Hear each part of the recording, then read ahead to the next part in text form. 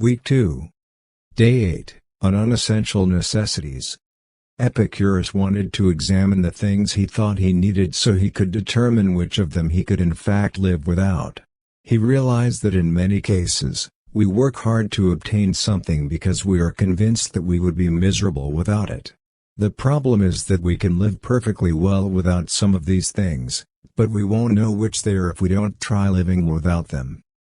William B. Irvine. Ancient Greek philosopher Epicurus would have his hands full in modern times if he wanted to spread his philosophy. We live in the world in which you feel you deserve to have luxuries. In fact, they're no longer considered luxuries but necessities because most people mistakenly think they can't live without them. The problem with mistaking luxuries for necessities is that it's impossible to develop powerful self-discipline if you need a lot just to function. How is a person who believes that they need to eat empty calories in the form of burgers, pizzas, or white bread supposed to lose weight?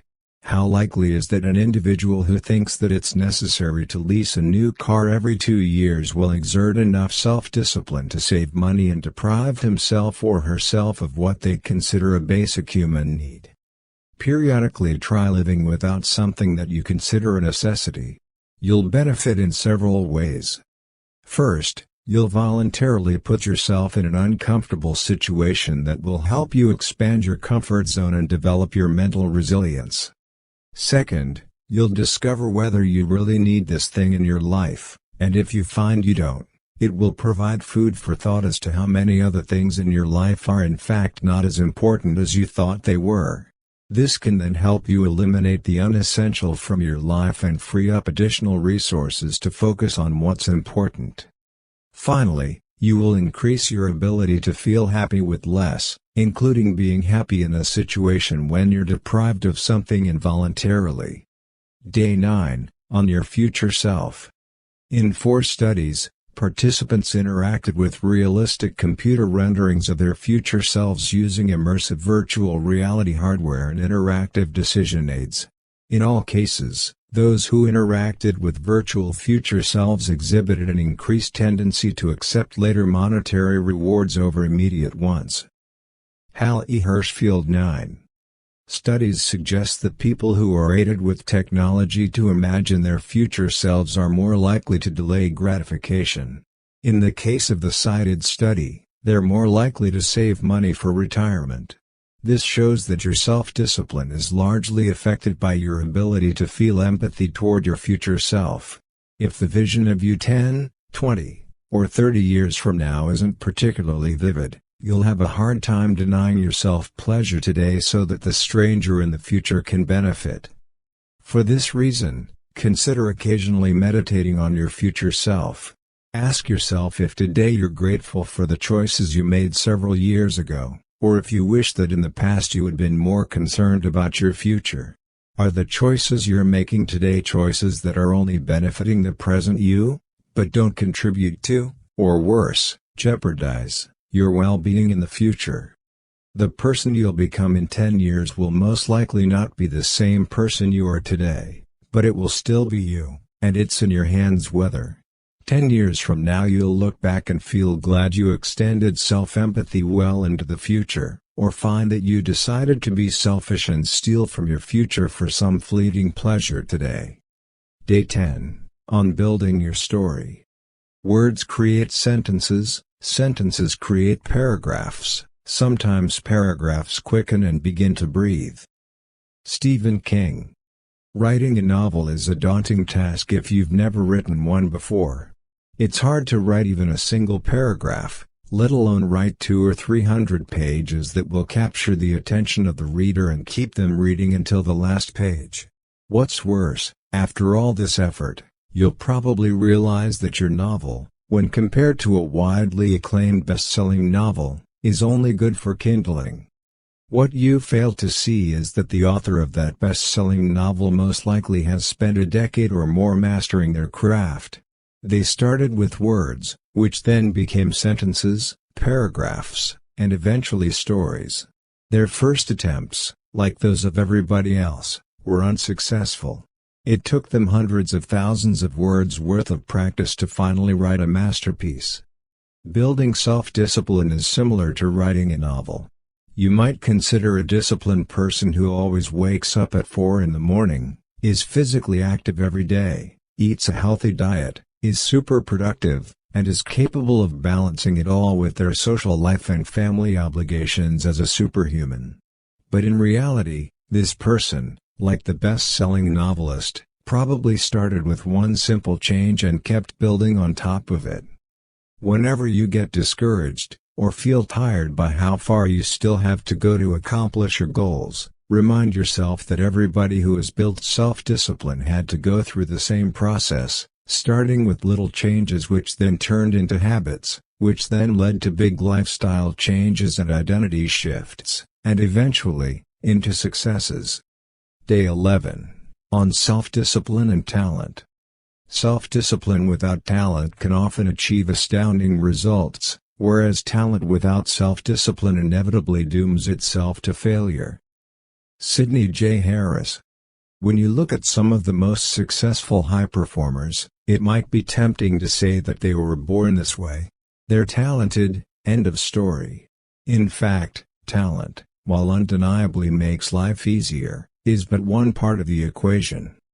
I used to be a shy and fearful person. If you compared me, the awkward outsider, with the most successful guys at school, you could say they were born talented to be popular, liked and as alpha male as you could get, while I didn't have such luck. However, my apparent misfortune turned out to be a source of strength because it provided a spark to introduce big changes in my life. By continuously pushing my comfort zone, I not only overcame social shyness and improved my communication skills, but also developed high self-confidence and overcame other fears in my life. I might not have been born with the talent to be a people person, I still prefer solitude to crowds, but with self-discipline and consistent work, I still achieved astounding results. Next time, before you complain that you don't have a talent for something or weren't born this way, remind yourself that self-discipline, in many situations, can more than make up for a lack of inborn trait. Day 12, on calmness of mind. Calmness of mind is one of the beautiful jewels of wisdom. It is the result of long and patient effort in self-control. Its presence is an indication of ripened experience, and of the more than ordinary knowledge of the laws and operations of thought. James Allen. If I asked you to show me a symbol of self-discipline, you might think of a Buddhist monk, capable of sitting still for hours on end with an empty mind and only a hint of a smile on his face, content simply to be. Such self-control feels like a superpower in today's busy and fast-moving world, in which distractions lurk at every corner and buzz in every pocket. A person who's capable of maintaining calmness of mind is a rare individual. But fortunately you can also become one, if you're only willing to put in some effort. Implementing some kind of a meditative practice in your weekly schedule will not only help you increase your self-control and develop more patience, but also reduce your stress and make you feel happier. The most common practice to learn how to calm your mind is to meditate. However, meditation isn't the only habit that puts you in a meditative state. The key to developing everyday calmness is focusing your attention on the present moment or on a single activity that you're performing. Engaging in a high-focus sport like yoga, rock climbing, or boxing can be a good way to tap into this state, and so can be something as mundane as gardening, dancing, or knitting. The more often you put yourself in a meditative state, the calmer you'll become in everyday situations. Cultivating calmness will lead to even more self-control, and that will lead to an ever-heightening ability to control your state of mind and prevent emotions from clouding. Day 13, on what you want now and what you want most. Discipline is choosing between what you want now and what you want most. Unknown. If you're on a diet and decide to eat a piece of chocolate, you're deciding that the instant fleeting pleasure is worth it more than your long-term goals. Obviously, one piece of chocolate doesn't immediately translate to gaining weight, but it sets a precedent that, over the long term, does change your body in such a way that it reflects your preference for what you want now, not what you want most. Each time you make a choice that favors instant gratification, your behavior signals that you have weak motivators. If your reasons why were strong enough, you'd be less likely to go with what you want now. Imagine a straight line. On one end, there's the satisfaction you get from what you want now, and on the other end, there's the satisfaction you'll get from what you want most. If the two ends are close to each other, meaning you only want what you want most a little bit more than what you want now, you'll have a problem delaying gratification. If, on the other hand, the thing you want most is so much more rewarding than what you want now, you'll have an easier time resisting the temptation. To achieve your long-term goals, make sure that the satisfaction you get from what you want most is always much stronger than the satisfaction you can get from what you want now. Your judgment. Day 14, on long-term focus. In order to succeed, you must have a long-term focus.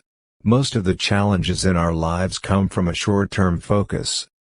Tony Robbins. I spent several long years starting one business after another, deluding myself that it was possible to build a six-figure business in a few months. Each time I failed to reach this goal, I closed one business and started working on another. Sometimes I worked on 2 or 3 ideas at the same time, thinking that one of them would surely succeed. I would have saved myself a lot of time if I had realized that I had a short-term focus, and this attitude had been the very reason why I couldn't accomplish my goals.